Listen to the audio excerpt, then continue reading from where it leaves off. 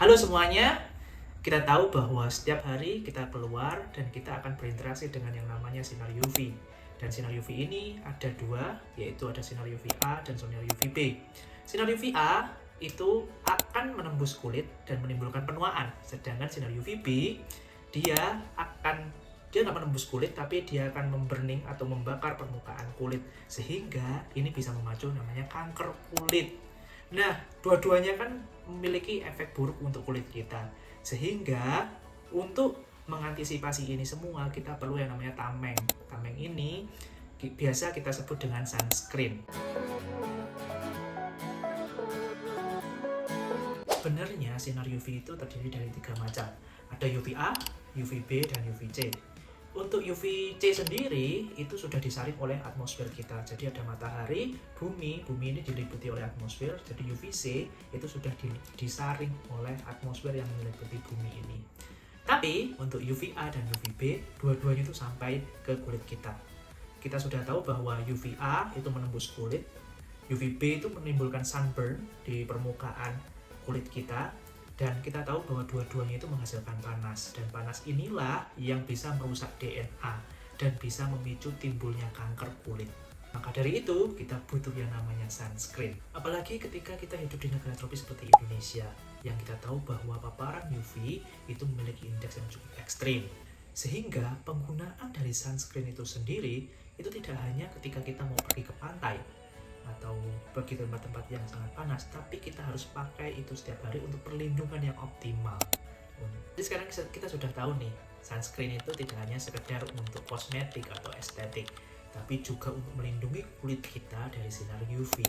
Nah, untuk mengetahui bagaimana sunscreen kita ini bisa melindungi kulit kita dari UV, kita harus tahu atau harus mendalami molekul-molekul dari sunscreen ini, dan bagaimana molekul-molekul sunscreen itu melindungi kulit kita dari paparan sinar matahari atau UV.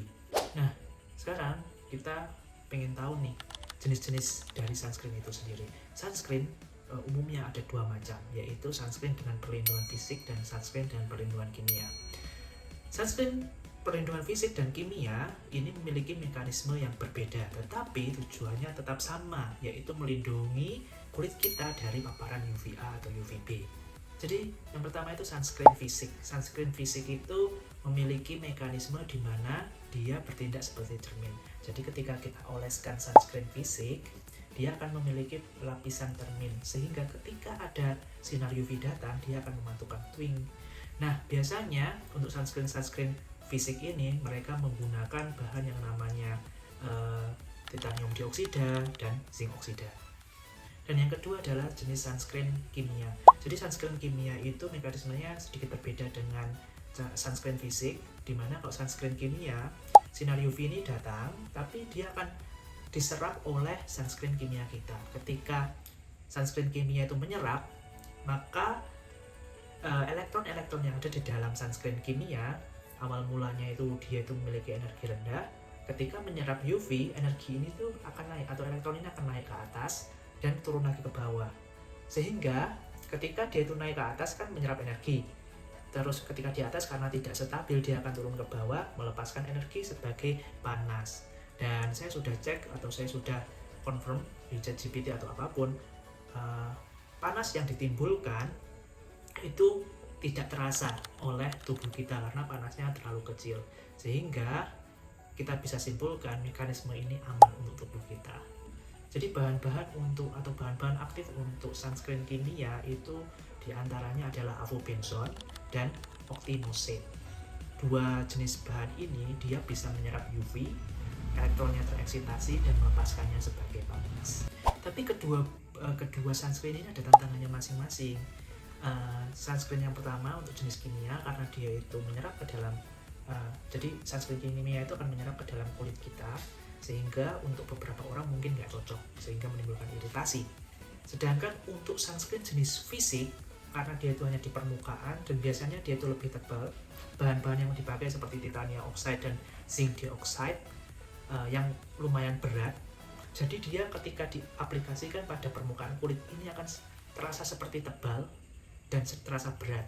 Selain itu, karena titanium oxide dan zinc oxide ini memiliki sifat yang tidak tembus pandang, atau kita biasanya ngomongnya tidak transparan, maka di kulit itu biasanya akan terlihat seperti warna-warna putih, dan tentu ini untuk estetik tidak begitu bagus. Jadi di sini kita tahu bahwa untuk pemilihan jenis sunscreen yang akan kita gunakan untuk tubuh kita itu tidak hanya bergantung pada kemampuan dari sunscreen itu sendiri untuk melindungi dari UVA atau UVB atau kita kenal sebagai nilai SPF, tetapi juga properties atau sifat-sifat dari sunscreen itu sendiri, yang mana biasanya itu berhubungan dengan estetik. Yang kita tahu bahwa kalau kita memakai sunscreen jenis fisik mungkin akan menimbulkan warna-warna putih pada permukaan tangan kita, atau kalau kita memakai kimia atau sunscreen jenis proteksi kimia, mungkin kalau kulit kita itu tidak sesuai itu akan menimbulkan iritasi. Jadi hal ini, semua ini itu penting bagi para researcher untuk memformulasikan suatu sunscreen yang cocok dengan customer yang mereka ingin tuju. Molekul-molekul sunscreen kimia seperti avobenzone, kita tahu bahwa avobenzone itu memiliki double bond atau ikatan double. Jadi ikatan double ini itu sangat mudah untuk menyerap sinar UV atau UVA atau UVB. Nah, ketika dia menyerap sinar UV, maka elektron akan tereksitasi atau menjadi bermuatan energi yang lebih tinggi. Di sini ada ketidakstabilan. Jadi avobenzone sendiri akan menjadi tidak stabil. Dia bisa pecah dan membentuk radikal. Loh, kok radikal ya? Bukannya radikal itu malah bahaya untuk tubuh kita. Jadi sunscreen kimia itu berbahaya atau enggak sih untuk tubuh kita? Kok malah dia menciptakan radikal? Nah, apa yang terjadi? Nah, disinilah peran para R&D ya, atau Research and Development, untuk mengembangkan bahan kimia atau formulasi yang aman untuk sunscreen jenis kimia. Jadi, walaupun si sunscreen kimia atau avobenzone itu sudah pecah, walaupun dia pecah menjadi radikal, tapi para formulator atau para orang-orang atau R&D yang memformulasi bahan sunscreen itu sudah meletakkan yang namanya antioksidan. Jadi ketika radikal itu terbentuk, antioksidan ini akan memakan si radikal ini, sehingga radikal tidak akan berbahaya atau radikal akan hilang dan tidak akan berbahaya lagi untuk tubuh. Itulah kemajuan dari sunscreen jenis kimia ini. Karena radikal-radikal ini sudah dimakan, makanya formulasi yang diberikan atau formulasi untuk sunscreen jenis kimia ini termasuk sangat aman. Jadi di sini kita sudah tahu bahwa formulasi itu sangat penting, dan kita harus berterima kasih kepada para R&D yang sudah menciptakan atau memformulasikan sunscreen yang tidak hanya ampuh untuk melawan UVA atau UVB atau melindungi kulit kita dari UVA atau UVB, tapi juga mereka berpikir bagaimana sunscreen ini juga menjadi aman untuk tubuh kita. Jadi sunscreen yang kita pakai sehari-hari itu sebenarnya oleh para research and development atau pengembangnya itu sudah diformulasikan sedemikian rupa dan itu mungkin juga sangat rumit dan tentunya presisi, sehingga kita yang menggunakan juga merasa aman dan merasa mudah. Sedikit tentang bagaimana cara formulasi dari sunscreen itu sendiri. Jadi tahap yang paling utama adalah ketika kita memilih bahan itu harus bahan yang baik, bahan kualitas yang kemurniannya mungkin cukup tinggi. Tentu bahan-bahan ini akan diemulsikan atau digabungkan antara minyak dan air, dan minyak dan air ini harus teremulsifikasi sempurna sehingga teksturnya itu lembut dan cocok atau enak digunakan oleh kita sebagai customer. Selain bahan aktif seperti avobenzone, tentunya ketika kita menggabungkan antara minyak dan air, fase minyak dan air, kita membutuhkan stabilizer atau thickener atau juga surfaktan, sehingga emulsi yang terbentuk ini sangat stabil dan sangat soft ketika digunakan. Tentunya juga pH stabilizer ini juga sangat penting untuk menjaga pH dari formulasi kita itu tetap stabil dan cocok untuk tubuh atau kulit dari customer. Di tahap terakhir tentunya ada fase pengujian. Fase pengujian itu akan sangat banyak, termasuk uji SPF, untuk menentukan atau memastikan bahwa formulasi yang kita buat itu tidak overclaim. Terus yang kedua itu ada uji absorbansi UV, di mana kita memastikan bahwa sunscreen kita itu bisa menyerap UV yang kita inginkan atau UVA, UVB ini. Dan tentunya ada uji-uji in vitro, in vivo, ada juga uji tentang iritasi. Dari semua ini kita tahu bahwa formulasi dari sunscreen yang ada itu sudah memiliki atau melalui banyak tahap, mulai dari awal mula formulasi. Pasti para R&D itu berpikir untuk membuat formulasi yang terbaik dan paling mudah untuk dipakai dan tentunya aman untuk tubuh. Pernah nggak sih ketika kalian memakai sunscreen kita merasakan kayak gerah, lengket, atau kadang-kadang seperti berat banget nih di kulit kita? Sebenarnya ini ada penjelasan ilmiahnya. Jadi penjelasannya seperti ini. Ketika kita menggunakan sunscreen, kadang-kadang bahan dari sunscreen itu tidak hanya bahan dari sunscreen kimia, tapi kombinasi antara sunscreen kimia dan sunscreen fisik. Dan kita sudah tahu bahwa sunscreen fisik seperti zinc oksida atau titanium dioksida ini memiliki massa jenis yang besar. Kalau massa jenisnya yang besar, apa yang terjadi? Dia ketika diaplikasikan ke dalam permukaan kulit kita di sini atau di sini, itu akan terasa seperti berat. Di lain sisi juga partikel-partikel dari titanium dioksida atau zinc oksida ini dia akan menutupi pori-pori seperti itu. Jadi akhirnya kita akan merasa panas, kita akan merasa berat dari sunscreen itu.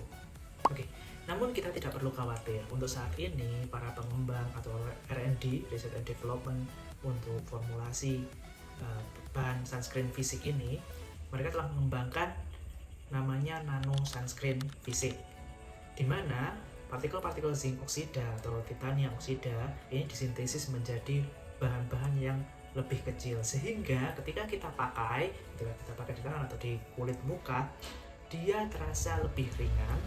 Dan tentunya karena dia partikelnya lebih kecil, dia tidak akan menimbulkan warna-warna putih pada permukaan kulit kita, atau dia akan menjadi lebih transparan, sehingga secara estetik maupun ketika digunakan ini akan jauh lebih baik. Sehingga kita sudah tahu bahwa untuk pengembangan dari formulasi sunscreen fisik, kimia, atau keduanya campurannya, tekstur menjadi hal yang paling penting, selain juga kegunaan atau kenyamanan orang yang menggunakannya. Nah, untuk sesi ini kita lebih fokus kepada sunscreen yang didevelop untuk masa yang akan datang atau masih under developing.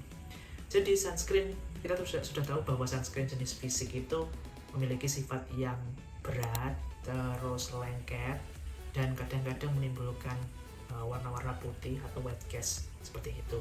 Para R&D atau Research and Development di bidang sunscreen saat ini sedang mengembangkan sunscreen dari plastik atau sunscreen berbahan dasar plastik.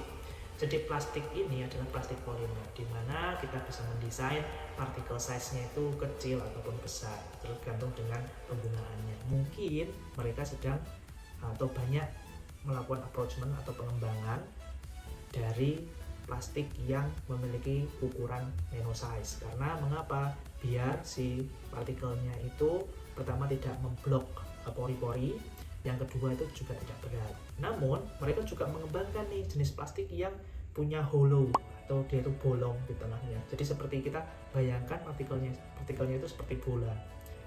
Tentu kalau dia itu partikelnya berongga seperti itu, tentu hal ini membuat si partikel-partikel ini sangat enteng, sehingga ketika diaplikasikan ke kulit kita, dia menjadi lebih enteng, tidak lengket, dan lain sebagainya.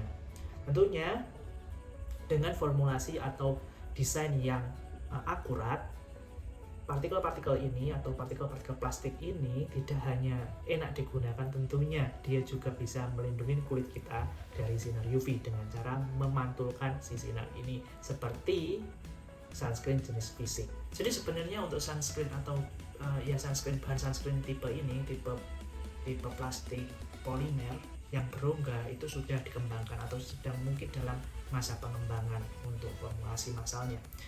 Nah, salah satu produk atau bahan baku produk lah untuk bahan aktif yang berbentuk bola berongga atau polimer bola berongga ini itu dikembangkan oleh salah satu produsen yang cukup terkenal, ya itu.